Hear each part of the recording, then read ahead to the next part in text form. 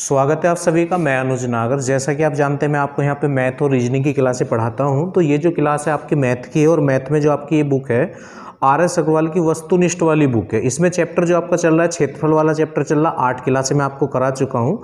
आज class number 9 यहाँ पे कराऊंगा। अभी आपके 80 क्वेश्चन हो चुके हैं, उससे आगे के क्वेश्चन करते हैं। पर उससे पहले अगर किसी ने अभी तक हमारे चैनल को सब्सक्राइब नहीं किया है तो चैनल को सब्सक्राइब जरूर कर लेना, ठीक है। तो इसकी 8 क्लासें हो चुकी हैं। क्लास नंबर 9 पे आ जाएं। 80 क्वेश्चन आपके हो चुके हैं। क्वेश्चन नंबर 81 पे आ जाएंगे। क्वेश्चन नंबर 81 क्वेश्चन है, एक समबाहु त्रिभुज के अंतवृत्त तथा परिवृत्त के क्षेत्रफलों का अनुपात आपसे पूछ लिया है। दो जो क्षेत्र त्रिभुज वृत्त हैं आपके, एक तो समबाहु त्रिभुज के अंतवृत्त है। अंतवृत्त का मतलब होता है जो अंतर्वृत्त होता है, और दूसरा है परिवृत्त के क्षेत्रफल का अनुपात आपसे पूछ रहा है। तो समबाहु त्रिभुज किस त्रिभुज को कहते हैं? जिसकी तीनों भुजाएं समान होती हैं उसे समबाहु त्रिभुज कहते हैं। तो इसके एक तो अंतर्वृत्त है। अगर सपोज करो ये आपका एक ट्रायंगल है और ये समबाहु है, तो इसके अंदर वृत्त, इस वाले वृत्त, और इसके एक बाहर वृत्त परिवृत्त, इन दोनों वृत्त के क्षेत्रफलों का अनुपात आपसे पूछ रहा है। अब जो वृत्त का क्षेत्रफल जो होता है वो निर्भर या डिपेंड जो होता है उसकी त्रिज्या पर होता है। अगर आपको अंतवृत्त और परिवृत्त जो है इनकी त्रिज्या आपको पता चल जाए तो आप क्षेत्रफल तो निकाल ही देंगे, क्योंकि वृत्त का क्षेत्रफल होता है पाई आर स्क्वायर। ये वृत्त का क्षेत्रफल होता है। तो अब ये जो अंतवृत्त होता है इसकी जो त्रिज्या होती है इसको आप स्मॉल r से लिख लेंगे, ठीक है, और इसको आप कैपिटल R से लिख लेंगे। बस ये दोनों त्रिज्याएं आपको पता होनी चाहिए, फिर आप कर देंगे। तो इसकी जो त्रिज्या होती है भुजा बटे 2√3 होती है, ठीक है, और परिवृत्त की जो त्रिज्या होती है भुजा बटे √3 होती है। अब ये जो भुजा है ये समबाहु त्रिभुज की भुजा है। किसकी भुजा है? समबाहु त्रिभुज की भुजा है। अब ये कहाँ से निकल के आई है? अगर ये निकालना हो तो इसके लिए एक प्रमेय है वो पढ़नी पड़ेगी, तो बहुत ज़्यादा टाइम लग जाएगा। तो बेहतर होगा आप याद कर लें।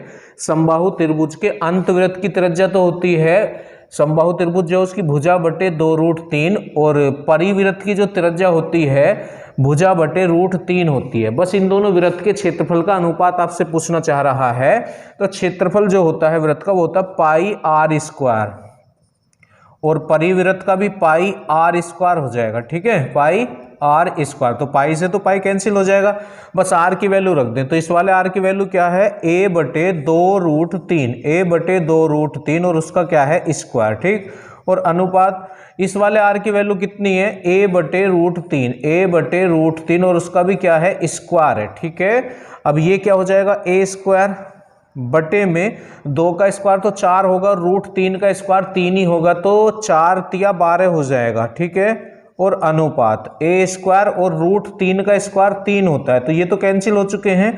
तो 1/12 अनुपात 1/3 यहाँ पे आपका बच रहा है, ठीक है। तो इससे आगे आप क्या करेंगे? इसमें 1/12 अनुपात 1/3, तो एलसीएम ले लेंगे 12, तो इधर तो कोई गुणा होगी नहीं, और इधर 4, तो ये क्या आ जाएगा? अनुपात में बटा छोड़ देते हैं तो 1/4 आपका आंसर आ जाएगा आज के पहले क्वेश्चन का। Question number 81, 1/4। इस तरह से आप इस क्वेश्चन को कर सकते हैं। 82 पे आ जाएं। एक समबाहु त्रिभुज की प्रत्येक भुजा 24 सेंटीमीटर लंबी है, इसके अंतवृत्त का क्षेत्रफल क्या होगा? देखिए अंतवृत्त का क्षेत्रफल पूछ रहा है, तो समबाहु त्रिभुज के अंतवृत्त का क्षेत्रफल पूछ रहा है। क्वेश्चन नंबर है 82, ठीक है। अब देखो वृत्त का जो क्षेत्रफल होता है वो होता है पाई आर स्क्वायर। ये वृत्त का क्षेत्रफल होता है ना। अब ये कैसा वृत्त है? समबाहु त्रिभुज के अंतवृत्त। तो समबाहु त्रिभुज के अंतवृत्त की जो त्रिज्या होती है वो ये होती है, ये। तो ये जो आर है इसकी जगह ये लिख लो आप, तो a बराबर पाई, अब आर की जगह क्या आ जाएगा? a बटे 2√3 का होल स्क्वायर, ठीक है। अब ये जो a है ये भुजा है त्रिभुज की, और त्रिभुज की भुजा इस बार उसने आपको दी है इस क्वेश्चन में, और भुजा कितनी दी है? 24 सेंटीमीटर दी है। तो आप एक ही जगह 24 रख लेंगे यहाँ पे, ठीक है। और पाई को ऐसे ही रहने दें, क्योंकि आपके जो ऑप्शन है वो उसने पाई में ही लगा रखे हैं, तो पाई को आप कैंसिल, इसकी वैल्यू ना रखें, ठीक है।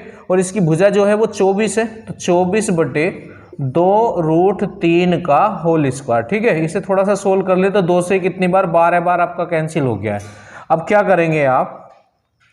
पाई गुणा 12 का स्क्वायर तो 144 होता है, और √3 का स्क्वायर 3 हो जाएगा, है ना। √3 का स्क्वायर कितना हो जाएगा? 3। बस 3 से आप इसे डिवाइड कर लें, 3 से करेंगे तो 3 चौक 12 बचे 2 हो गए 24, 3 अट्ठे 24। तो इसका जो आंसर आ जाएगा वो 48 पाई हो जाएगा। कितना हो जाएगा? 48 पाई। क्वेश्चन नंबर 82 का। इससे आगे आ जाएंगे क्वेश्चन नंबर 83 पे आ जाएंगे। 83 में क्या है? क्वेश्चन नंबर 83 में इसमें क्या बोला गया है? एक समबाहु त्रिभुज के अंतविरत का क्षेत्रफल दिया है। देखो इस बार समबाहु त्रिभुज के अंतविरत का क्षेत्रफल सुनो। विरत का क्षेत्रफल क्या होता है? पाई आर स्क्वायर। अब विरत का जो क्षेत्रफल है वो डिपेंड होता है त्रिज्या पर। अब ये कैसा विरत है? अंतविरत है समबाहु त्रिभुज का। तो अंतविरत की त्रिज्या होती है भुजा बटे 2√3। तो पाई और भुजा कितनी है इसकी? इसकी जो त्रिज्या हो जाएगी वो भुजा बटे 2√3 हो जाएगी। भुजा बटे 2√3 और इसका क्या हो जाएगा? स्क्वायर। अब ये जो a है इसका मतलब क्षेत्रफल है। इसकी वैल्यू इसने आपको दी है और कितनी दी है उसे आप देख लें इसमें। तो 462 दी है। कितनी दी है? 462। अब ऑप्शन देख ले, पाई में तो नहीं है। अगर पाई में है तो वैल्यू नहीं रखेंगे, वरना तो आप इसमें वैल्यू रख लेना इसका। तो 83 में जो है पाई है नहीं, तो पाई की वैल्यू आप रख लें। तो पाई की वैल्यू कितनी होती है? 22/7 आपने यहाँ पे रख लिया ये। ठीक। अब एक बार ये चेक कर ले कि वो आपसे पूछना क्या चाह रहा है। तो इसमें इसने कहा है त्रिभुज की परिमिति क्या होगी। अब समबाहु जो त्रिभुज है इसकी परिमिति क्या होती है? तीनों भुजाओं का योग होता है। तो आपको यहाँ से भुजा निकालनी होगी, बस उसका तिगुना आप कर देना तो परिमिति आ जाएगी। तो ए निकालना है आपको यहाँ से। ठीक है। तो ये क्या हो जाएगा? a का स्क्वायर बटे और 2 का स्क्वायर तो 4 होगा, √3 का स्क्वायर 3 ही होगा। तो 4 क्या? ये तो हो गया यहाँ से 12। ठीक है। अब इससे देख लें कितनी बार कैंसिल हो सकता है। तो 11 से देख लें, 11 दूनी 22 या 22 से कर लो डायरेक्ट। 22 दूनी 44, बचे कितने? 2 हो गए 22, 22 ही कम 22। ठीक है। अब इनकी इधर मल्टीप्लाई कर दें आप, तो ये हो जाएगा 21 × 7 × 12 बराबर इधर क्या बच रहा है? a square. ये भुजा आपको निकालनी होगी, तभी परिमिति आप निकाल सकते हैं इसकी। ठीक है। अब देखो यहां से आगे 2 तरीके हैं। क्या करना होगा आपको? या तो इन तीनों की आप गुणा कर लें, मल्टीप्लाई कर लें और फिर वो देख लें वो किसका वर्गमूल होगा।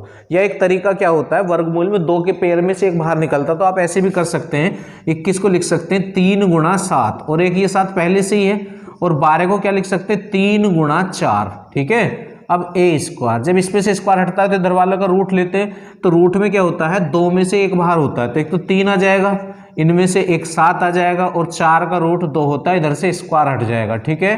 तो ये कितना हो गया? 3 7 21 दूनी 42 हो गया। कितना हो गया? 42। तो 42 त्रिभुज की भुजा आ गई है। वो भुजा नहीं बूझ रहा, परिमिति बूझ रहा। तो समबाहु त्रिभुज का परिमिति होती है 3a, मतलब तीनों भुजाओं का योग। तो 3 से आप इसमें मल्टीप्लाई कर दें तो 3a बराबर क्या हो जाएगा? इधर 3 दूनी 6 और 3 चौक 12। तो इसकी जो परिमिति आएगी क्वेश्चन नंबर 83 की, वो कितनी हो जाएगी आपका? 126 सेंटीमीटर। ठीक है। चलिएगा 84 पे चलते हैं। क्वेश्चन नंबर 84 देखेंगे आप।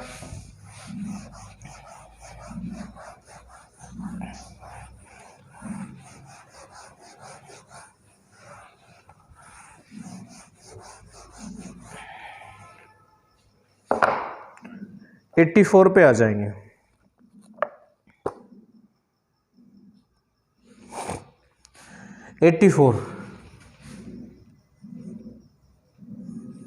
इसमें क्या कहा गया है?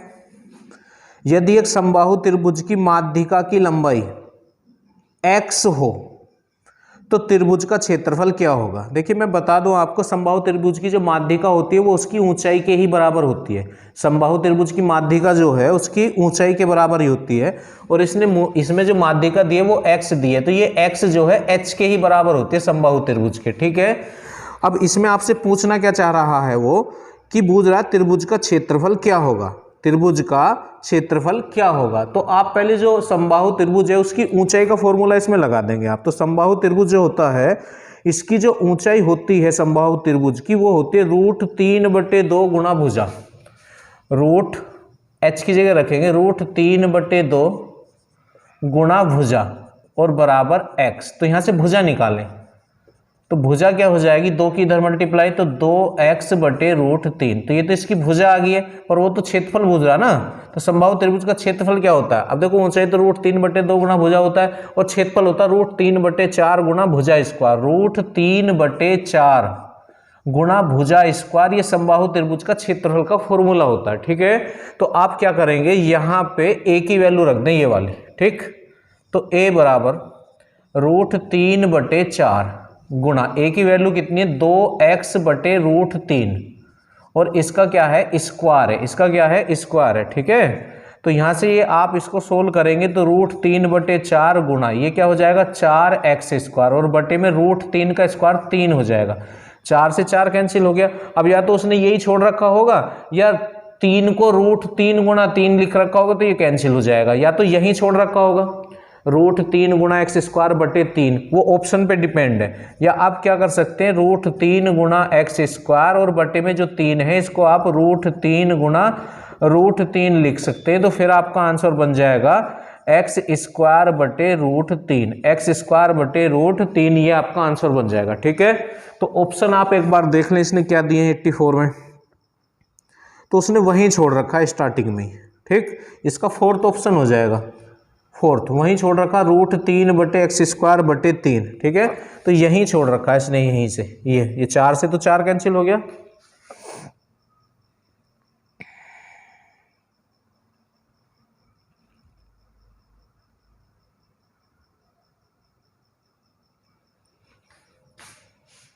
यहीं इसने छोड़ दिया इसको।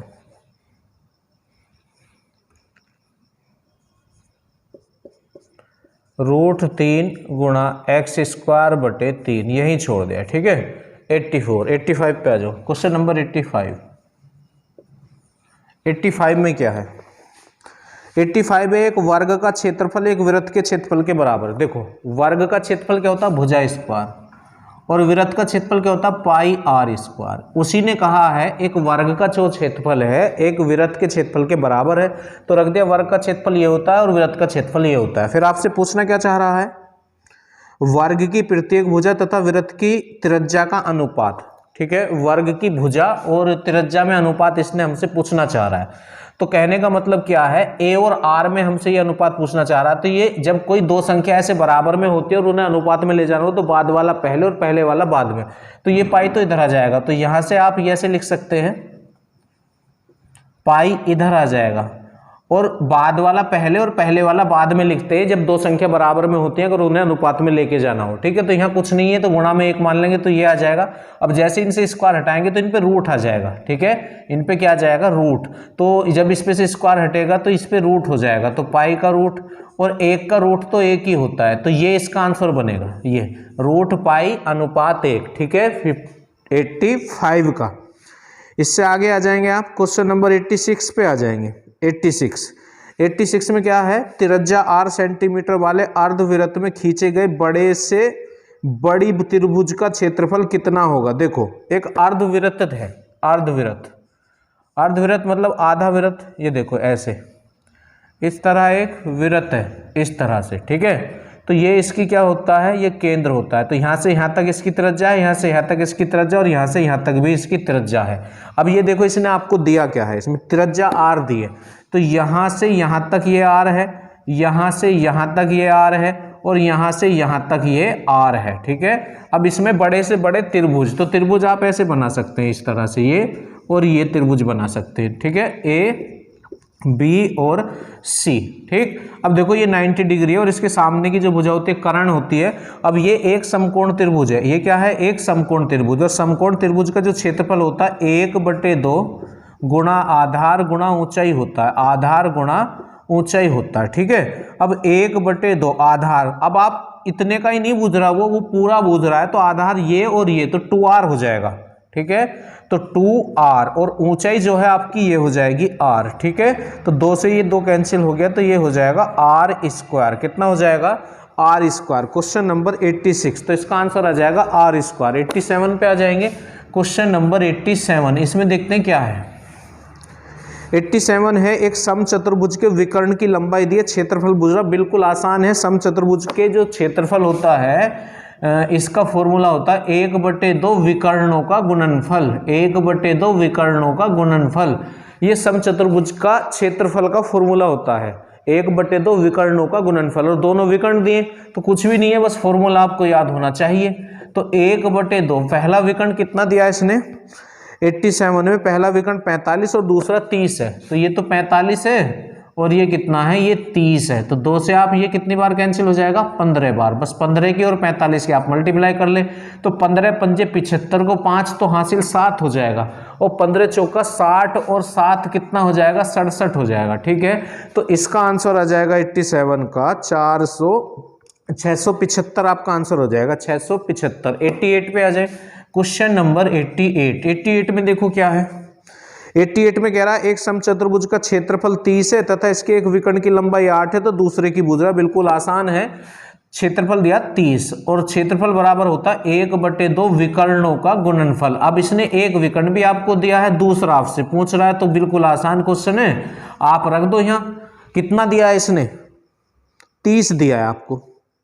क्वेश्चन नंबर 88, अच्छा क्षेत्रफल 30 दिया है और एक विकर्ण की जो लंबाई है 8 है, कितनी है, 8 गुना आप d2 हो जाएगा ये। ठीक है, तो इससे कितनी बार, 4 बार, तो 4 इसके बटे में आ जाएगा, तो d2 बराबर हो जाएगा 30/4। 4 से आप इसे डिवाइड करेंगे, 4 7 28, बचे कितने, 2, हाँ, तो हो गए 20, 4 पंजे 20, तो 7.5 आ जाएगा। कितना आ जाएगा, 7.5। ठीक है, क्वेश्चन नंबर 89 पे आ जाएंगे।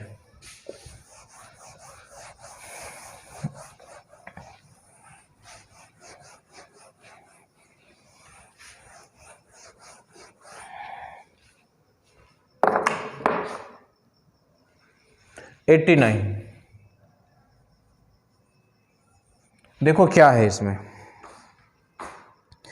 एक समचतुर्भुज का क्षेत्रफल 144 है, यदि इसका एक विकर्ण दूसरे विकर्ण से दुगना हो तो बड़े विकर्ण की लंबाई क्या है। देखो क्षेत्रफल दिया है और एक विकर्ण दूसरे विकर्ण का दुगना है, तो आप एक काम करो, इसका जो पहला विकर्ण है उसे आप x मान लो, तो दूसरा जो विकर्ण हो जाएगा इसका दुगना हो जाएगा, मतलब 2x हो जाएगा। बस क्षेत्रफल दिया और रख दो आप वैल्यू।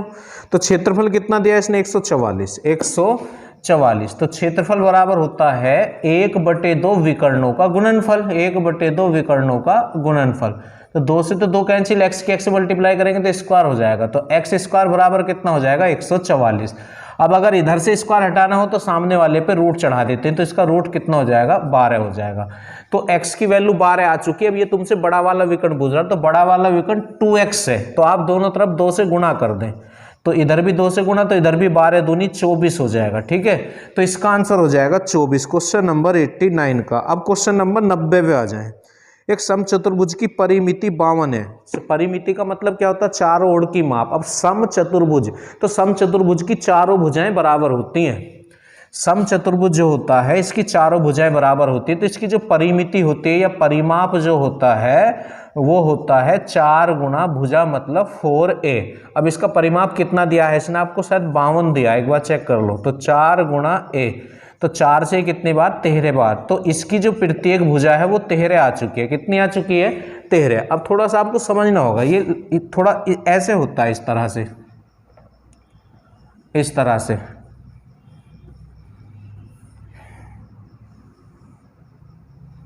ये थोड़ा आगे पीछे होता है,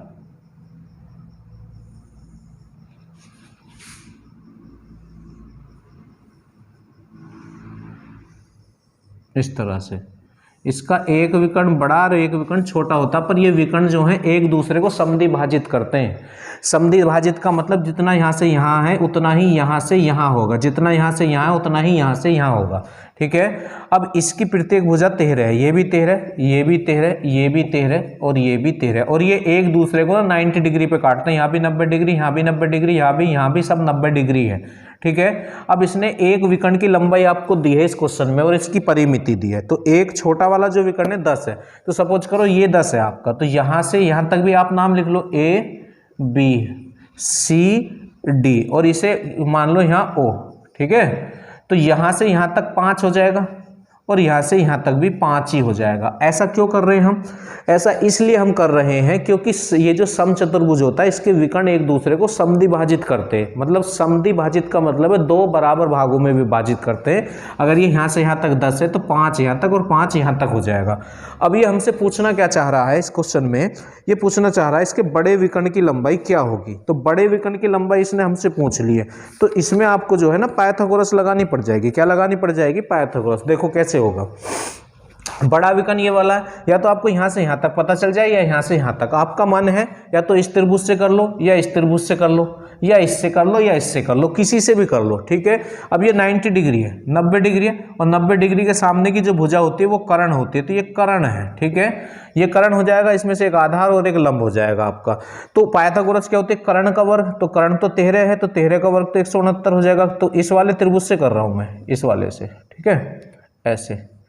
तो कर्ण का वर्ग कितना हो जाएगा, 13। तो ये यहां से यहां तक कितनी है, ये 5 है, बराबर लंब का वर्ग प्लस आधार का, तो 5 का वर्ग कितना हो जाएगा, 25 प्लस, अब ये क्या है, OD प्लस OD का स्क्वायर, OD का स्क्वायर। अब ये 25 इधर इसमें से माइनस होगा तो 144 बचेगा। तो OD का स्क्वायर बराबर 144, इस पे से स्क्वायर हटाएंगे तो इसका रूट लेंगे, तो OD बराबर 12 आ गया। OD बराबर कितना, 12। तो यहाँ से यहाँ तक 12 है, जब यहाँ से यहाँ तक 12 है तो यहाँ से यहाँ तक भी 12 होगी, तो इसका दूसरा विकर्ण हो जाएगा 24। 12 प्लस 12 या 12 गुना 2 तो कितना हो जाएगा, 24 हो जाएगा। तो यहीं तक आज मुझे क्वेश्चन कराने थे, ठीक है। मिलते हैं नेक्स्ट